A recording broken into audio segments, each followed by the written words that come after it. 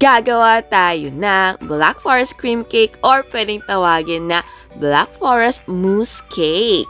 Ang cake base natin ay moist chocolate cake. Yes, very chocolatey at ito ay no bake.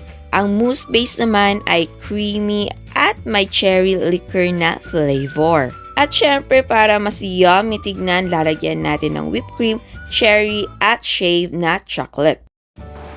Ayan siya.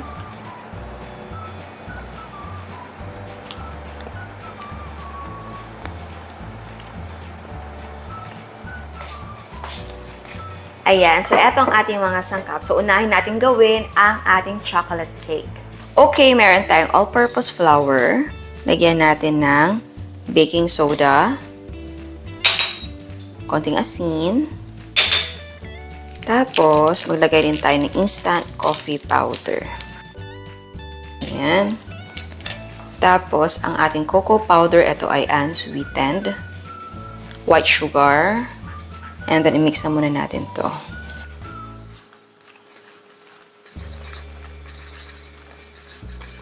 Tapos, ay lagyan natin ng mainit na tubig. Okay. Ang ating cooking oil, pwedeng gumamit ng vegetable oil. Tapos, konting vanilla essence. Okay.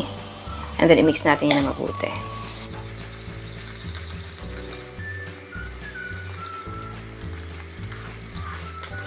Ayan, so ito yung steam basket natin. Ilagay natin dito yung ating cake pan para hindi na tayo mahirapan sa pag-transfer. Tapos, ibuhos na natin dito sa ating cake pan ang ating batter. Okay. So, ilagay ako ng parchment paper sa cake pan. Kung wala kayong parchment paper, pwede naman mag-lightly grease ng buong pan. Tapos, mag-lightly dust ka din. I-tap natin ito few times para ma-release ang air bubbles. And syempre, dapat nagpapakulo ka na ng tubig bago natin gawin yung ating cake para pagkatapos mong i-mix yung batter ay sasalang mo na lang. So, isalang na natin to. And huwag kalimutan na maglagay ng malinis na tela para hindi matuluan ng tubig or steam ang ating cake. And yes, again, pwedeng i-bake sa oven talaga ang ating cake. Ayan, so lutuin natin ito for 45 to 50 minutes over medium heat. And ayan, i-check natin. Okay, gamit tayo ng barbecue stick sa pag-check. Okay, hindi na siya basa. Ayan. And kung sa inyo naman ay may few moist crumbs na na-attach, eto, mas marami pa dito, okay lang yan basta hindi siya basa. So, hanguin natin ito at palamigin. Ayan, so narest na natin yung cake natin ng mga 10 minutes. So, ngayon ay tanggalin natin sa cake pan. Tapos, peel the parchment paper off. And then, ikulang natin yan completely. Ayan, kapag malamig na yung cake, i-cut natin. So, kalahati ng cake yung i-cut natin.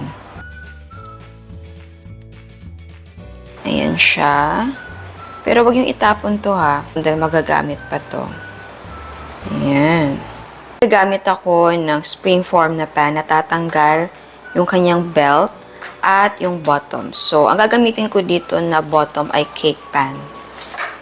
Okay, so ilipat na natin dito yung ating chocolate cake. Ayan. Okay.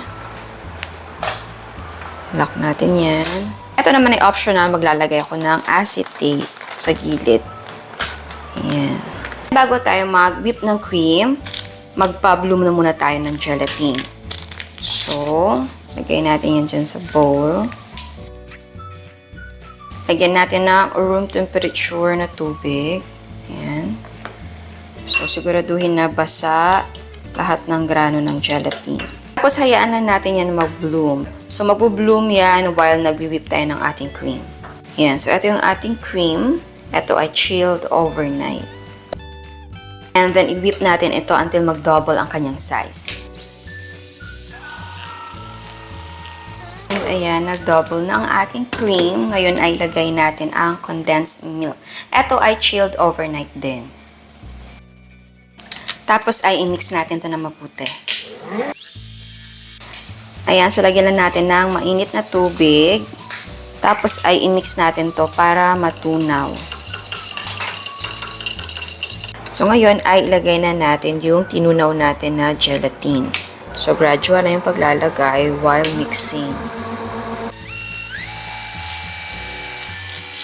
Ito naman ay optional para maglasa na, di ba yung Black Forest ay may brandy talaga. Ito naman ay flavored cherry brandy. And since Black Forest naman to, so ito ilalagay natin. So, lagyan natin ng mga half tablespoon na muna. Tapos, tikman natin. Mix natin na mabuti. So, ngayon ay maglagay tayo dito.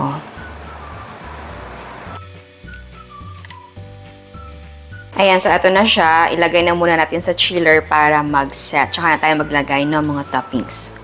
Yung tira naman nating cake, yung pinagtabasan natin ay dito ko inilagay. Ayan.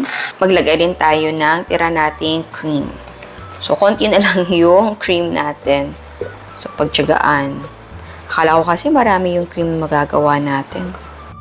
And kinabukasan ay nag-set ng ating cream, so i-peel natin ang acetate. Next naman ay maglagay tayo ng whipped cream.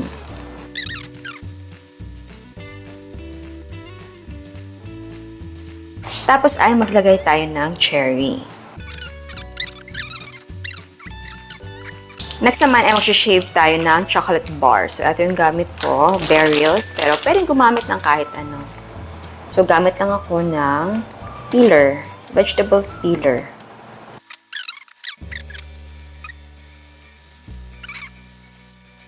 At ayan, eto na ang ating no-bake na Black Forest cream cake or Black Forest mousse cake. Ayan, so tikman natin. O, tingnan nyo yan. Oh. Natikman natin to. Okay. Ayan siya.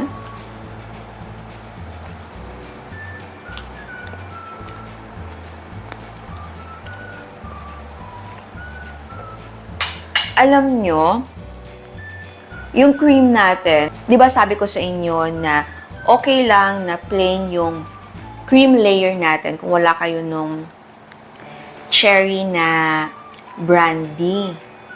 Pero, ngayon, natikman ko na siya, parang, yes, mas okay na meron dahil, yun nga, may ibang flavor yung ating cream.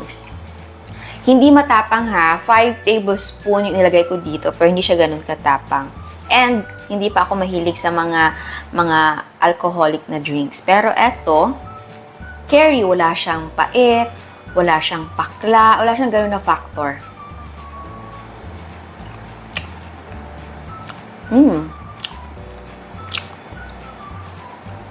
Yeah. Bagay. Okay, kung wala kayong cherry na brandy, pwede mag-DIY siguro. Konting brandy, tapos lagyan nyo ng konting sugar. Tunawin nyo yung sugar. Tapos, lagyan nyo ng chopped na cherry. Tapos, i-infuse nyo na muna doon yung cherry. Huwag nyo na muna ihalo sa cream.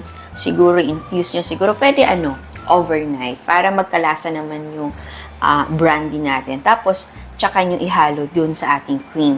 Pwede na ilagay na din yung ating cherry. So, yeah, pwede mag-experiment kung gusto nyo. Hindi ko pa nasubukan, pero parang yun yung imagination ko na pwedeng i-DIY. Pero, syempre, mas madali talaga na bumili. Anyway, naman siya, available naman siya sa grocery. So, yes, first time kong gumawa nito dahil naisipan ko lang siyang gawin dahil may stock akong cherry, tapos may all-purpose cream pa ako, condensed milk, tapos may ingredients din ako for chocolate cake. Ayun, eto lang yung binili ko. Kasi gusto ko talagang i-try. Ayun, nagustuhan ko naman siya. So, sana i-try nyo. Pwedeng yun nga ginawa natin na pwede sa mga individual na packaging. Pwedeng ibang sizes, ibang shape, pwedeng ganun. Pero ito full size, di ba? Kung gusto nyo bagong style ng dessert or ng mousse cake, gawin nyo to. And kung ano yung gusto nyo pang i-add na bagay, i-add nyo na. So, ayan, sana gustuhan nyo ang recipe natin ngayon. Ciao! At sa mga hindi pa nakasubscribe, please subscribe sa ating YouTube channel and please click the notification bell and please click all para ma-notify kayo sa lahat ng uploads. And please don't forget to like our Facebook page and follow us on Instagram. Thank you!